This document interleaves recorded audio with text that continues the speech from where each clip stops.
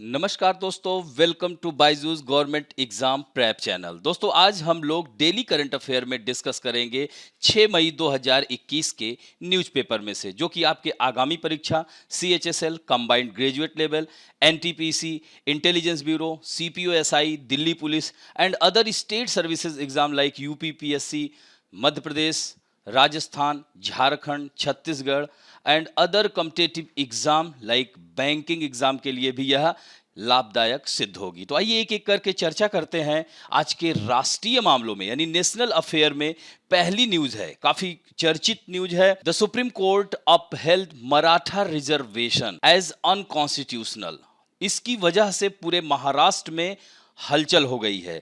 On the 5th May a big decision of the supreme Court came on Maratha reservation. The supreme Court has declared Maratha reservation in education and jobs as unconstitutional.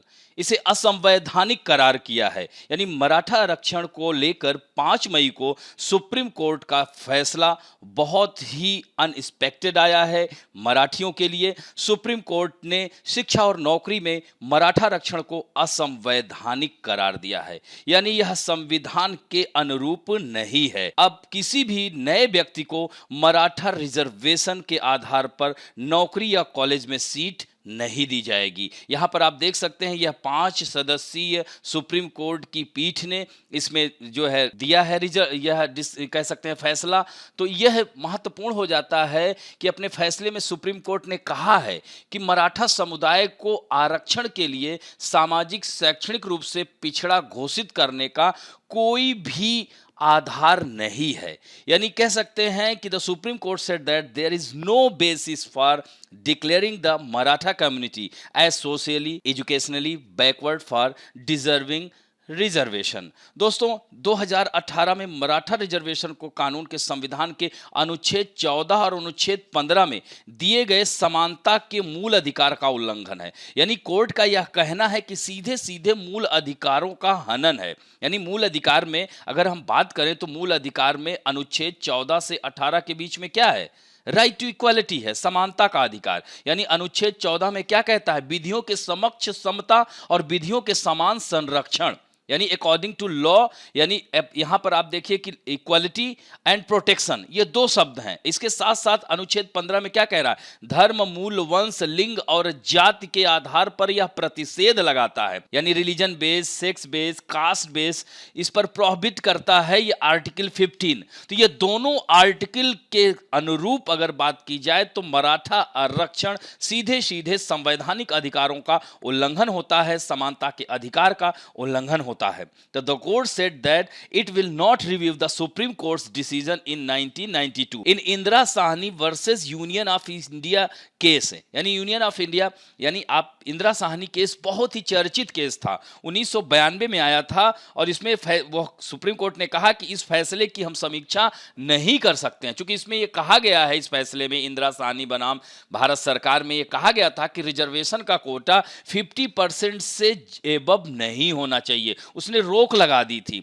The case of Maratha reservation had also reach Bombay high court. तो फिर जो है इसको Bombay high court ले जाया गया और high court ने मराठा रिजर्वेशन को सही समझ दे दिया था। तो फिर बाद में यह मामला, यानी बॉम्बे हाई कोर्ट का यही कहना था कि इंदिरा साहनी वाला फैसला राज्य सरकारों के लिए, यानी स्टेट गवर्नमेंट पर यह एप्लीकेबल नहीं होता है। तो इस तरह से आरक्षण बढ़ाया जा सकता है और इस तरह से 50% से ज्यादा आरक्षण बढ़ा दिया गया। दोस्तों वर्तमान में अगर बात की जाए तो 75% रिजर्वेशन मराठाओं को महाराष्ट्र में है। फिर इसके बाद 2019 में बॉम्बे हाई कोर्ट के फैसले के खिलाफ सुप्रीम कोर्ट में अपील दायर की गई। तो इस तरह से सुप्रीम कोर्ट ने महाराष्ट्र को इस पर नोटिस जारी किया और इन सितंबर 2020 ए 3 जज bench of Supreme Court referred the case to constitutional bench. फिर उसके बाद जो है रिफर कर दिया और यह अब जाकर के फैसला आया। तो इस पर सुप्रीम कोर्ट ने सीधे सीधे अनकॉन्स्टिट्यूशनल करार किया है। हालांकि महाराष्ट्र में ऐसी स्थिति बन गई है कि वहां पर आंदोलन जैसी स्थिति उत्पन्न होने की हो है। ऐसे में महाराष्ट्र के मुख्यमंत्री उद्धव ठाकरे, चूंकि वो भी मराठा आरक्षण के समर्थन में थे, तो ऐसे में उन्होंने पूरी जो बॉल है वो डाल दी है केंद्र सरकार के पाले में। यानी अब यह प्रधानमंत्री के ऊपर है, प्रधानमंत्री के विवेक पर है कि आरक्षण की व्यवस्था को लागू किया जाए या नहीं किया जाए। इस पर राष्ट्रपति और प्रधानमंत्री के ऊपर डाल दिया गया है और उद्धव ठाकरे ने कहा है कि यह मराठी मानुस के लिए अच्छी बात नहीं है। तो सुप्रीम कोर्ट का यह फैसला अनएक्सपेक्टेड है और इसे जल्द से जल्द लागू किया जाए। जब केंद्र सरकार 370 और ट्रिपल तलाक जैसे मामलों पर हस्तक्षेप कर सकती है, कानून बना सकती है, हटा सकती है, तो यहां मराठा लोगों को आरक्षण क्यों नहीं दे सकती। तो ऐसे में उद्धव सरकार ने प्रधानमंत्री नरेंद्र मोदी को खत लिखा है। तो दोस्तों, अभी अगर वर्तमान परिस्थिति में देखा जाए तो 75% रिजर्वेशन है महाराष्ट्र में, यानी after the state reservation act 2001 the total reservation in Maharashtra was 52%, यानी 2001 के राज्य आरक्षण अधिनियम के बाद महाराष्ट्र में कुल 52% आरक्षण था। लेकिन फिर बाद में ओबीसी में 19%, अनुसूचित जाति के लिए 13% और जनजाति यानी शेड्यूल ट्राइब के लिए 7% और स्पेशल बैकवर्ड कास्ट के लिए 13% रिजर्वेशन शामिल था। फिर बाद में 12 से 13% मराठा कोटा के साथ राज्य में कुल रिजर्वेशन 64 टू 65% हो गया। फिर उसके बाद आप लोगों को पता ही होगा कि 2019 में आर्थिक रूप से कमजोर वर्ग के यानी ईडब्ल्यूएस इकोनॉमिकली वीकर सेक्शन का 10% कोटा लागू होने के बाद ये 75% के आसपास पहुंच गया। तो यही कारण है कि इस पर डाला गया और सुप्रीम कोर्ट ने इसे अनकॉन्स्टिट्यूशनल घोषित कर दिया। तो आशा करता हूं कि ये समझ में आया होगा। अब बढ़ते हैं नेक्स्ट खबर की ओर। Indian army launches first green solar energy plant in Sikkim. दोस्तों, सिक्किम जिसकी कैपिटल गंगटोक है और यह बहुत ही खूबसूरत राज्य है। गवर्नेंस में चाहे वह जो है स्वच्छता में बात की जाए तो सबसे स्वच्छ राज्य की श्रेणी में यह आता है सिक्किम, जो कि 3 ओर से अंतरराष्ट्रीय सीमा से घिरा हुआ है। यानी Sikkim is surrounded by 3 sides of international boundary and 1 sides of Indian boundary, like West Bengal को यह स्पर्श करता है। तो आगे चर्चा करेंगे, पहले खबर को देख लेते हैं। The Indian army has started the first green solar energy plant in north Sikkim to harness renewable energy for its troops. यानी पहला ग्रीन सोलर एनर्जी प्लांट शुरू किया है किसने? भारतीय सेना ने। और दोस्तों, 16,000 फीट की ऊंचाई पर 56 केवीए की क्षमता वाला यह green solar energy plant vanadium आधारित बैटरी तकनीक का उपयोग करेगा। The project has been completed in collaboration with IIT Mumbai. यह भी पूछ सकता है कि यह जो प्रोजेक्ट किया जा रहा है किसके सहयोग से किया जा रहा है? IIT Mumbai, IIT Delhi, IIT BHU. तो इस तरह से ध्यान रखिएगा, आईआईटी मुंबई के कोलैबोरेशन से यह किया जा रहा है। दोस्तों, the Indian army has started a solar plant at Jalandhar cantonment as part of the go green. तो इंडियन आर्मी का गो ग्रीन पहल, इसकी चर्चा मैं पहले भी कर चुका हूं। तो गो ग्रीन पहल के तहत एक सौर संयंत्र शुरू कर चुका है। उन्होंने विश्व पृथ्वी दिवस के दिन ही इस संयंत्र को लॉन्च किया था। और पृथ्वी दिवस कब मनाया जाता है बता चुका हूं, 22 अप्रैल को विश्व पृथ्वी दिवस मनाया जाता है। और दोस्तों, इस परियोजना में 3176 स्वदेशी सौर पैनल लगे हुए हैं, जो कि 1 मेगावाट सौर ऊर्जा का उत्पादन करते हैं। और यह छावनी क्षेत्र से सैन्य अस्पताल के लिए ऊर्जा का उत्पादन करता है। तो ये तो रही खबर। थोड़ा सा सिक्किम के बारे में देख लेते हैं। तो देख रहे हैं, इसके जो है यह सिक्किम है, चारों ओर से घिरा हुआ है। ऊपर तिब्बत चीन वाला पार्ट है, इधर नेपाल है और यह भूटान है। और नीचे ये दार्जिलिंग की पहाड़ियां, दार्जिलिंग की ग्रीन टी बहुत फेमस है। तो दोस्तों, सिक्किम की राजधानी गैंगटोक और यहीं पर इंडिया की सबसे ऊंची चोटी क्या है? कंचनजंगा, जो कि नेपाल और सिक्किम की बाउंड्री पर स्थित है। 8598 मीटर ऊंची है। It is third highest peak in the world. ये ध्यान रखेंगे, यानी तीसरी सबसे ऊंची चोटी है माउंट कंचनजंगा। नेशनल पार्क भी है, बायोस्फीयर रिजर्व भी है और दोस्तों, इसे यूनेस्को की हेरिटेज में भी शामिल किया गया है। यह पहली ऐसी साइट है जो मिक्स्ड साइट है यूनेस्को की, UNESCO। याद रखना, United Nation Educational Scientific Cultural Organization. यह यूनाइटेड यानी यूनेस्को की विश्व विरासत में इसे शामिल किया गया है। और यह भारत की पहली मिश्रित विरासत है, यानी प्राकृतिक, कल्चरल और नेचुरल हेरिटेज दोनों। तो यह पहली मिश्रित विरासत है। और यहीं पर नाथुला दर्रा है, यहीं पर जलेपला दर्रा है, याद रखिएगा नाथुला। और यहीं पर ताप्ती जो क्या कहते हैं, तीस्ता नदी इधर से आती चुंबी घाटी से और यह जाकर के आगे जाकर के बांग्लादेश में किससे मिल जाती है? ब्रह्मपुत्र नदी। और बांग्लादेश में ब्रह्मपुत्र नदी को किस नाम से जाना जाता है? जमुना नदी के नाम से जाना जाता है। ये देख रहे हैं ना, नाथुला दर्रा। तो यह महत्वपूर्ण है, इसे याद रखेंगे। अब बढ़ते हैं दोस्तों इंटरनेशनल अफेयर्स में। World's largest aircraft Stratolaunch Roc successfully completes second test flight. दोस्तों विश्व का सबसे बड़ा विमान, इसका नाम क्या है? स्ट्रेटो लुआ, ध्यान रखेंगे, स्ट्रेटो लुआनच रोको ने हाल ही में दक्षिणी कैलिफोर्निया, दोस्तों कैलिफोर्निया कहां है? दक्षिणी कैलिफोर्निया में, यानी वो भी दक्षिणी कैलिफोर्निया के रेगिस्तान में। वहां कौन सा डेजर्ट पाया जाता है? मोजेव डेजर्ट, ध्यान रखेंगे, सोनेरान डेजर्ट, अमेरिकी प्रांत में यह डेजर्ट पाए जाते हैं, मरुस्थल। तो दूसरी बार सफलतापूर्वक परीक्षण उड़ान भरा है। तो दोस्तों यह कैलिफोर्निया, इसे सिलिकॉन वैली के नाम से भी जाना जाता है। अगर भारत से तुलना करें तो बेंगलुरु को सिलिकॉन वैली कहा जाता है भारत का। तो the test flight lasted for about 3 hours and 14 minutes and the vehicle reached an altitude of 14,000 feet, about 2.6 mile at a top speed of 199 mph। तो याद रखेंगे, मील प्रति घंटे की शीर्ष गति पर यह 2.6 मील की ऊंचाई पर पहुंच गया। तो यह भी बहुत ही महत्वपूर्ण खबर है, फैक्चुअल है, ध्यान रखेंगे। तो विमान द्वारा पहली जो सफल उड़ान हुई थी 2019 में हुई थी, यह भी ध्यान रखेंगे दोस्तों। और विमान को अमेरिकी एरोस्पेस कंपनी स्ट्रेटो लॉन्च ने डिजाइन किया है और रॉक इसका उपनाम दिया है। तो विमान का उपयोग रॉकेट और अंतरिक्ष वाहनों को उच्च वायुमंडलीय स्थानों से तारों में लॉन्च करने के लिए किया जाएगा। और दोस्तों अब नेक्स्ट जो खबर है, India UK unveil 10-year road map for stronger bilateral trade partnership. दोस्तों भारत और यूनाइटेड किंगडम, या जनरली हम लोग इंग्लैंड बोल देते हैं, ब्रिटेन बोल देते हैं, तो थोड़ा सा यहां पर ग्रेट ब्रिटेन और यूके, इन दोनों में अंतर समझ लीजिए। तो ग्रेट ब्रिटेन में स्कॉटलैंड, वेल्स एंड इंग्लैंड को ग्रेट ब्रिटेन कहा जाता है और यूनाइटेड किंगडम को कहा जाता है North Ireland plus Great Britain equal to United Kingdom. ध्यान रखेंगे दोस्तों। तो इस समय भारत के प्रधानमंत्री नरेंद्र मोदी और ब्रिटिश समकक्ष बोरिस जॉनसन, यानी ब्रिटेन के प्रधानमंत्री कौन है? बोरिस जॉनसन है। यहां पर आप देख सकते हैं नरेंद्र मोदी के साथ हाथ मिलाते हुए खड़े हुए हैं। यह पुरानी पिक है, चूंकि इस समय कोरोना नामक महामारी है, मिल नहीं सकते। हालांकि हमारे देश के विदेश मंत्री G7 के जो विदेश मंत्रियों की बैठक है उसमें शामिल हो रहे हैं। तो इसमें जो है आभासी बैठक है, ये वर्चुअल मीटिंग हुई है 4 मई 2021 को दोनों राष्ट्राध्यक्षों के बीच।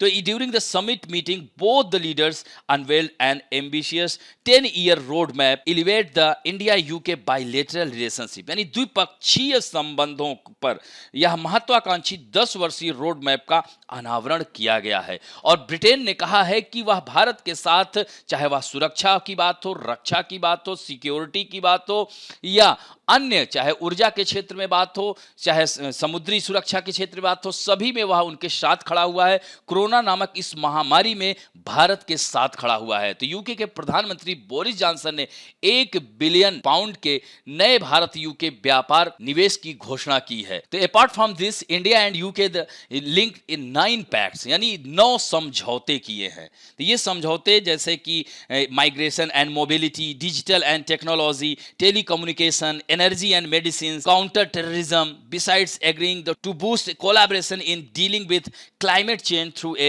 new partnership on renewables and power. तो इन इतने मामलों, मैंने क्या कहा, हर क्षेत्र में ब्रिटेन और भारत के साथ द्विपक्षीय संबंध को बढ़ा रहा है। तो दोस्तों इस तरह से इनहांस ट्रेड पार्टनरशिप यानी FTA, free trade agreement, enhance trade partnership भी लॉन्च की है, जिसमें एक व्यापक फ्री ट्रेड एग्रीमेंट के लिए बातचीत भी शामिल है, जिसमें शुरुआती लाभ देने के लिए एक अंतिम व्यापार समझौते पर विचार किया गया था। तो यह भी काफी महत्वपूर्ण खबर है। अब बढ़ते हैं दोस्तों various nation international personality news में।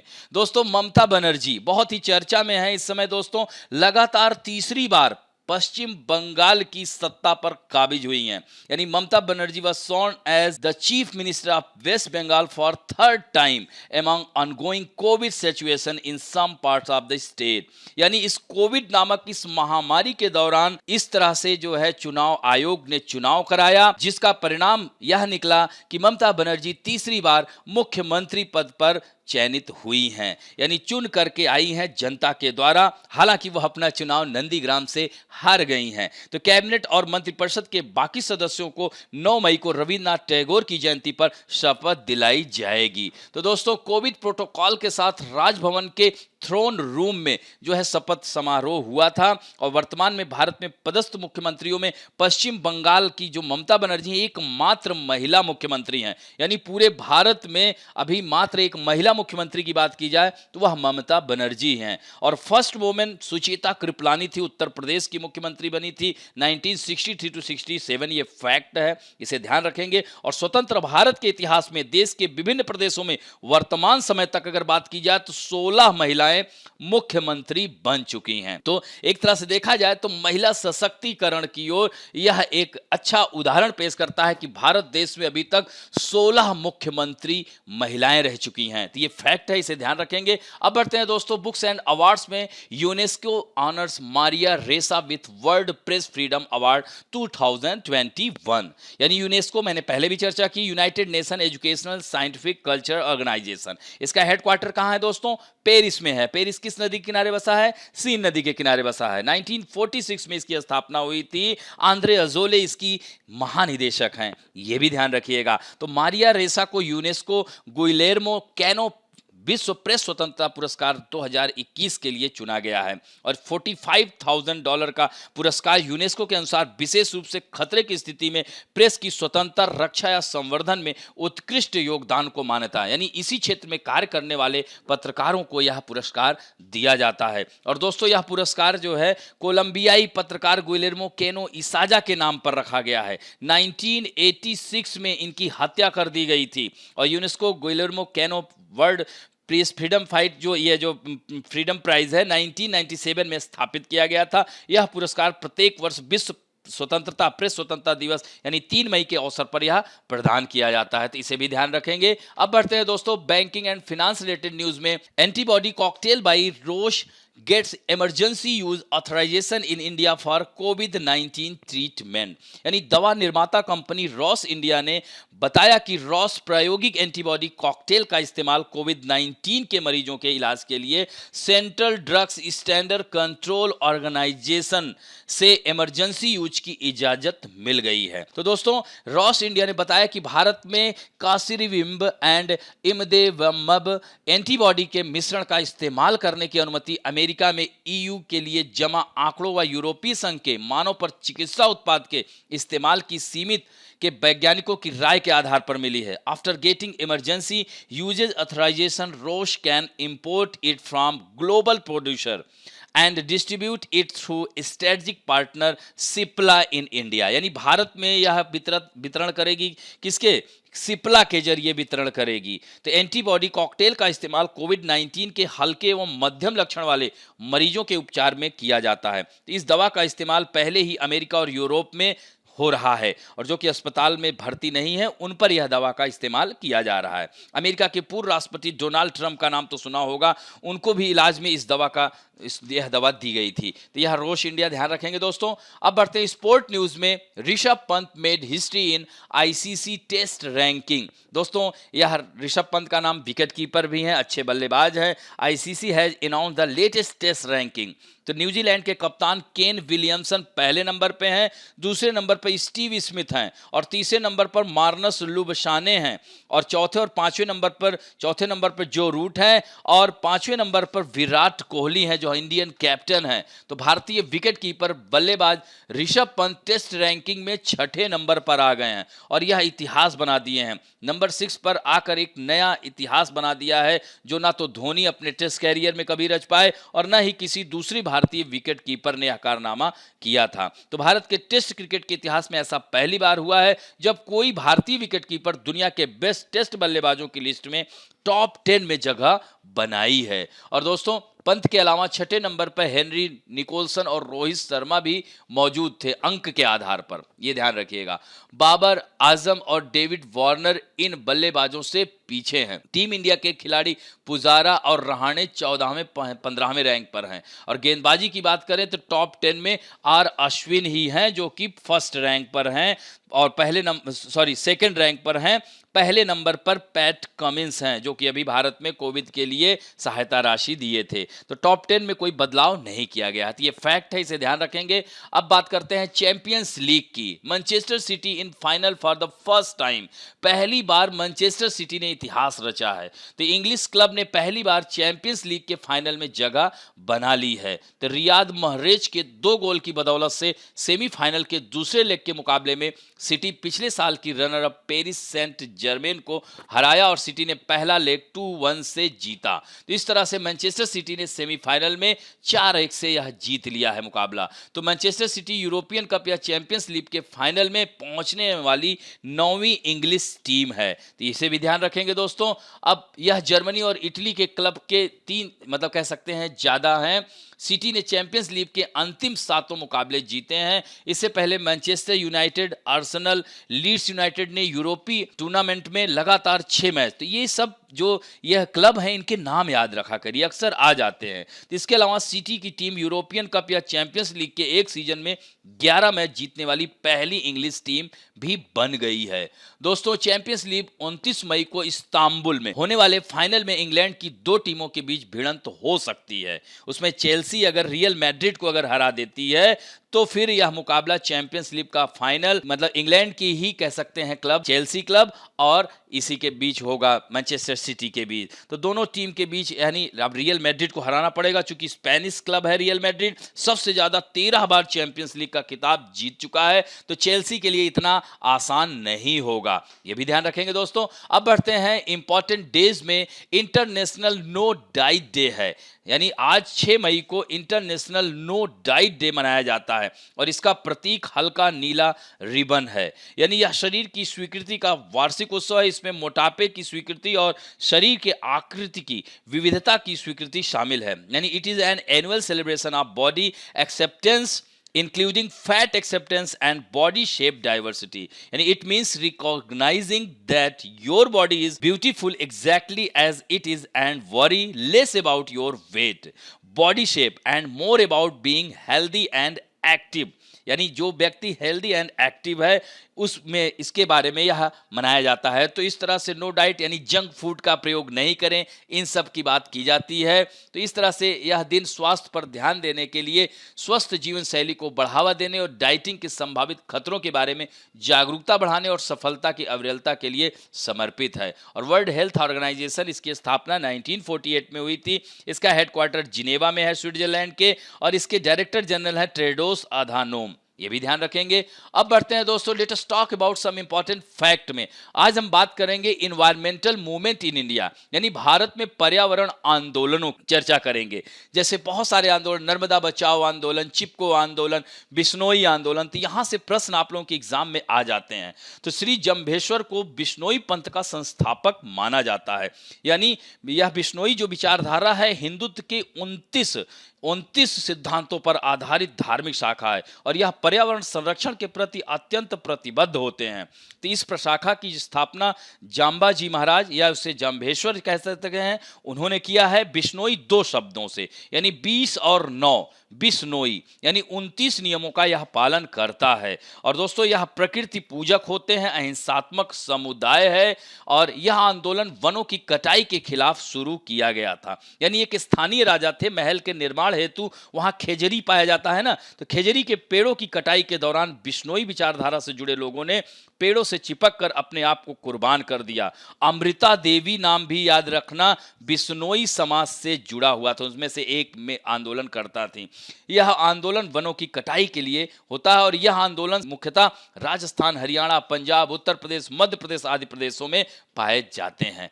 अब बढ़ते हैं दोस्तों चिपको मूवमेंट, ये भी बहुत ही चर्चित मूवमेंट है। तो उत्तराखंड के चमोली जिले में, तब जो है उत्तर प्रदेश हुआ करता था, वर्ष 2000 में उत्तराखंड अलग हो गया था। तो 73 में यह शुरू किया गया था यह चिपको मूवमेंट, और इसमें सुंदरलाल बहुगुणा, गौरा देवी, चंडी प्रसाद भट्ट, यह सब इस आंदोलन का नेतृत्व कर रहे थे। तो यह एक पर्यावरण रक्षा का आंदोलन था जो भारत के उत्तराखंड राज्यों में किसानों ने वृक्षों की कटाई का विरोध किया और इसमें महिलाओं का योगदान, पेड़ों से जाकर लिपट जाती थी, यह महत्वपूर्ण है, इसे ध्यान रखेंगे। अब बढ़ते हैं दोस्तों एपिको मूवमेंट, यही जो है है चिपको मूवमेंट की ही तर्ज पर दक्षिण भारत में चलाया गया था 1983 में। तो कर्नाटक के उत्तरी कन्नड़ क्षेत्र में यह शुरू किया गया था। तो इनका नाम याद रखिएगा, पांडुरंग हेगड़े के नेतृत्व में यह शुरू किया गया था। और दोस्तों नर्मदा बचाओ आंदोलन, ये भी बहुत चर्चित आंदोलन है।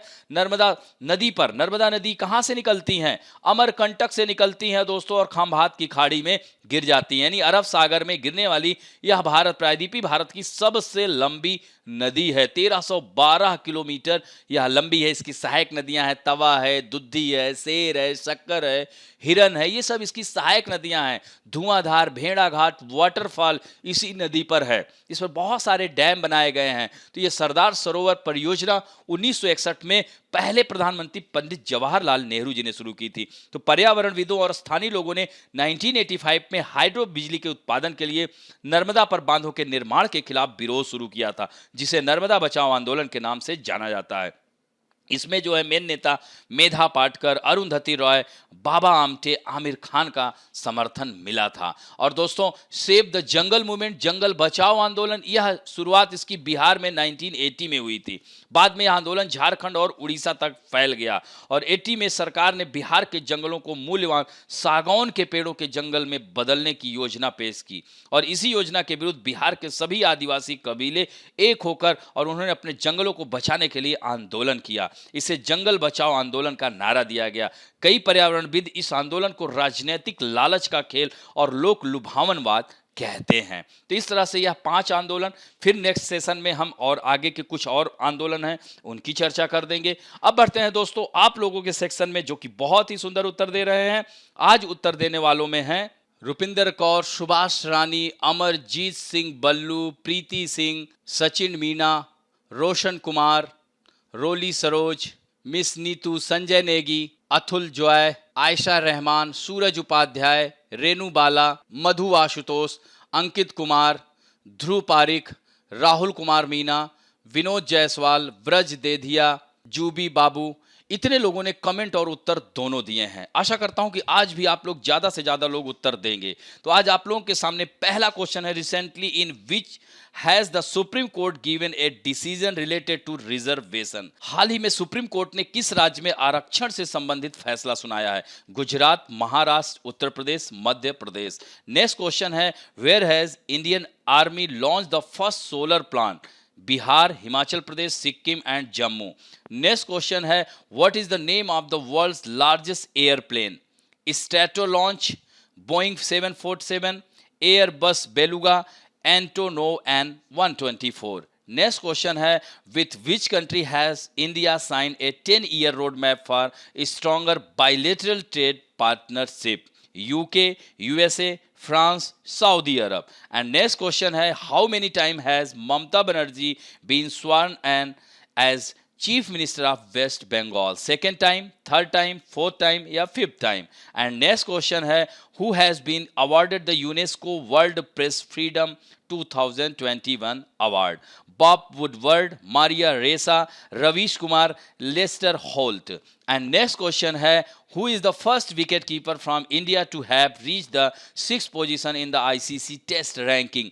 Mahendra Singh Dhoni, Parthiv Patel, Rishabh Pant, Dinesh Karthik. And next question है, अंतरराष्ट्रीय नो डाइट दिवस कब मनाया जाता है? When is the international no diet day observe?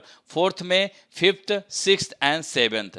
And next question है, in which state had the Chipko movement started? Chipko आंदोलन किस राज्य में शुरू हुआ था? Gujarat, Rajasthan, Uttarakhand, Bihar. And last question है, who among the following is not related to the Narmada Bachao Andolan? Narmada Bachao आंदोलन से संबंधित निम्नलिखित में से कौन सा व्यक्ति नहीं है? मेधा पाटकर, आमिर खान, अरुंधति रॉय, सलमान खान। तो इस तरह से इन 10 प्रश्न के उत्तर दीजिएगा। आशा करता हूं कि आज का वीडियो आप लोगों को अच्छा लगा होगा। दोस्तों अच्छा लगे तो please like, share, subscribe and bell icon दबाना ना भूलें। थैंक यू दोस्तों।